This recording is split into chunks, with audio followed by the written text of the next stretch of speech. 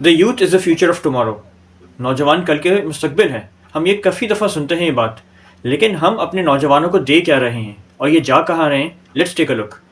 ابھی آپ نے دیکھا ہوگا کل ہی کا واقعہ ہے کہ ڈیفنس اور کلفٹن کے اے لیول کالجز سے بہت سارے بچوں نے بنک ڈے بنایا اور بنک کر کے انہوں نے مختلف جگہوں کو بلاک کیا اور ہوائی فائرنگ شدید طریقے سے کی ہے. اس سے پہلے اگر ہم دیکھیں تو کئی انسیڈنٹس ملتے ہیں افیئرس کے, کبھی drugs, and you find all sorts of nonsense taking place in educational institutes. تو where are the youth actually heading to? یہ سوچنے کی بات ہے. ایز پیرنٹس اگر ہم دیکھیں, کیا ہم واقعی سمجھتے ہیں کہ اگر ہم اپنے بچوں کو مہنگے انسٹیٹیوٹس بھیج دیں گے, مہنگی فیس بھر دیں گے, ہمارا حق ادا ہو گیا؟ کیا بچے کو صرف ایک گریجویشن ڈگری اسائن کرنا یہی ہمارا کام ہے؟ اللہ نے یہی ذمہ داری رکھی ہے؟ یقیناً نہیں. تو are we really equipping our kids to face the challenges of today? ان کی تربیت کے لیے ہمارا کیا پلان ہے؟ ایجوکیشنل انسٹیٹیوٹس ہم کیا کر رہے ہیں ایز ایجوکیشنسٹ؟ یعنی are we really providing the platform and engaging our youth for the challenges of today? جس طرح کے ایک آن سلاٹ چل رہا ہے ویسٹرن آئیڈیاز کا, اور جس طرح ہماری نوجوان نسل کو تباہ کرنے کے لیے فل ایک مہم چل رہی ہے, ہم ایجوکیشنل انسٹیٹیوٹس کے اندر رہتے ہوئے کر کیا رہے ہیں؟ یہ کانسرٹس آرگنائز کروا رہے ہیں, پروم نائٹس کروا رہے ہیں. ڈو وی نو کہ آن یوم الآخرہ when we will face Allah for these acts, how would we feel? کہ اللہ ہم سے خوش ہوں گے کہ ہم نے کانسرٹس کروائے تھے, ہم نے بچوں کو ان ایکٹیویٹیز میں انگیج کیا تھا؟ Shouldn't we as educational institutes really play a positive role for tarbiyah? Shouldn't we have a plan for tarbiyah? And lastly, the youth itself. Yes, parenting کا اپنا ایک رول ہے, پیرنٹس کی اپنی ذمہ داری ہے, ایجوکیشنل انسٹیٹیوٹس کی اپنی ذمہ داری ہے, لیکن آپ لوگ بری و ذمہ نہیں ہو.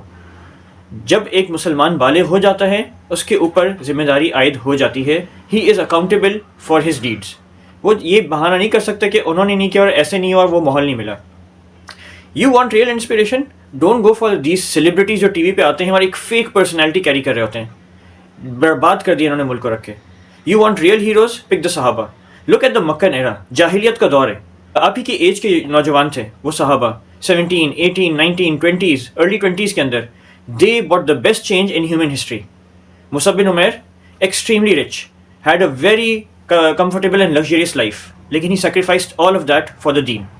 Today alhamdulillah we are Muslims because of that generation which brought the best revolution in history. Take inspiration from there. Take inspiration from Ali bin Abi Talib. Young تھے لیکن the stance he took, the wisdom he had, the bravery he showed, unmatchable.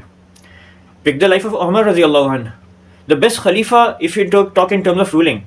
How did he manage to rule in such an effective way, filling his whole land with justice?